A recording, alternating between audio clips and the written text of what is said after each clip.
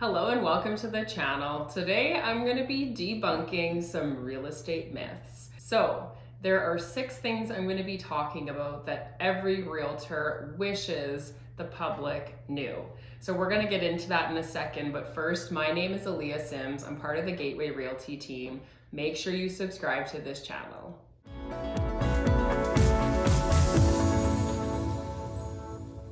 So number 1 real estate myth is realtors can only show listings that are from their own brokerage. Nope, that's not true. So if a house is listed on the MLS, which is the multiple listing service, that means that a realtor who is part of a real estate board can show that listing. So if a house is listed at a different brokerage and say another realtor from another brokerage brings a buyer in and actually sells it, well then the listing agent would actually split the commission with them. So we do work together a lot to sell homes. Real estate myth number 2. Realtors will say and do anything to make a sale. Ooh, this one makes me cringe. Okay, so many people don't know, but real estate agents are held to a pretty high standard with a code of ethics, and there's many rules and regulations. So we are part of a real estate commission, we're part of a real estate association, and these different bodies are what actually keep us in check. There's also a form that we go through with every single client, and it's called agency disclosure. So there is a relationship that a realtor enters into with a client, either a buyer or a seller, and within that document it actually states that the real estate agent is obligated to disclose any known facts that could influence that buyer's or seller's decision. So that's just one example of how there are obligations, there are rules and regulations that we have to follow. Most real estate agents also rely pretty heavily on repeat business, referrals, word of mouth, and things like that. And if they're just going to be lying and doing terrible things to make a sale, I don't think they're going to be getting much of that business in the future. Real estate myth number 3 is buying a home privately will save you lots of money.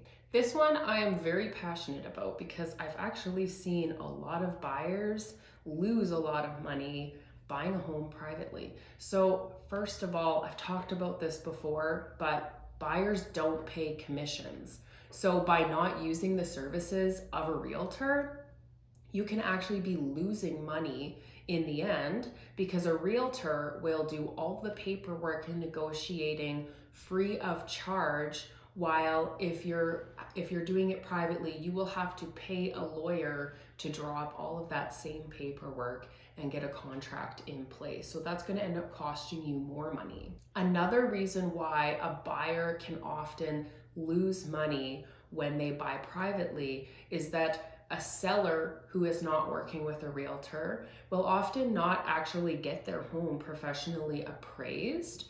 They won't even be selling their house at market value. Many times sellers will just come up with a price, and that's just the number, that's the amount of money that they want in their pocket, and that's how they choose to come up with a listing price on their home. Many buyers don't realize that. They think, oh, this must be what the house is worth, and there won't be even any negotiating. They will just pay whatever the seller is asking. Another point that I want to make is that sellers do not have any obligation to disclose anything about the house unless they're just a really honest person. And I'm not saying that every seller is dishonest, but if you're trying to sell your house, a lot of times it doesn't look very good to say, hey, we had water seepage this spring, or hey, we had this issue and we haven't really dealt with it yet. A lot of times sellers just won't really bring up these things. They'll maybe just wait and see if the buyer notices. So sometimes when you buy privately, unfortunately, you can run into some issues that you might have to fix later on. So myth number 4, this one kind of ties into the last one, is homes that are listed privately are cheaper. Whew, okay, this is another one.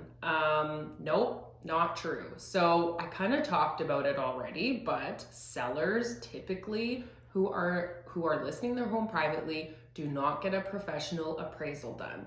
So they're just coming up with this price based on the amount of money that they would like in their pocket. So a lot of times this does not come out to market value. So many buyers think that if a seller is not working with a realtor and paying real estate commissions, that they will actually list their house for less money. So they think that it's a deal.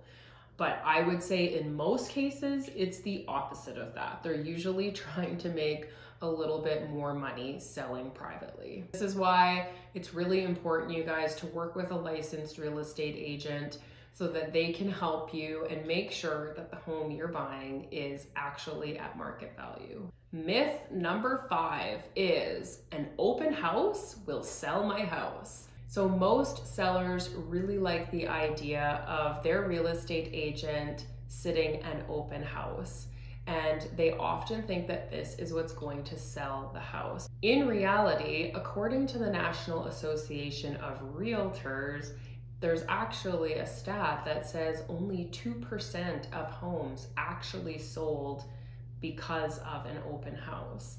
So that doesn't mean that it's impossible. That doesn't mean it will never happen. In the 11, 12 years that I've been selling real estate, it's happened to me once. So like I say, it does happen, but that's not actually the reason why realtors do open houses. Typically, an open house is a good way to get more exposure on that listing, get people touring through the house, that's never a bad thing, and get people talking about it to their friends and families. And myth number 6 is it's okay to get pre-approved for a mortgage after I find the perfect home. No, guys, this is not a good idea, and I'm going to tell you why. So a pre-approval for a mortgage can save you a lot of heartache. If you start house shopping for 2-3 months and you're looking in the completely wrong price range, say you're looking in a higher price range and you really can't afford that, you're going to be really disappointed when you go to the bank and the house that you fell in love with is out of your price range. I actually had a situation where I worked with a buyer for, I think it was about 3 months, and we looked at so many houses, and when they finally found the perfect house and went to get pre-approved, they actually couldn't get a mortgage at all. The lender said, you're gonna have to actually work at your job for about another 6 months before we can approve you for a mortgage. So those 3 months of working and investing that time in that buyer were actually kind of a waste of time. But in the end, this specific buyer did come back to me and end up buying a house. So it was all worth it in the end. My point is that it's better to just get pre-approved off the start, and then you know what you're looking at and what you can afford. Another reason why you should get pre-approved for a mortgage before you start looking is in case of a multiple offer situation. So if you're in competing offers, the person who's been pre-approved for a mortgage definitely has an advantage over the person that hasn't even set foot in a bank. So you want to be that person that has the advantage and will get the house. So those are 6 real estate myths debunked. I hope you guys enjoyed this. I hope you learned something. Make sure you give the video a like and subscribe to our channel. I'll see you next time.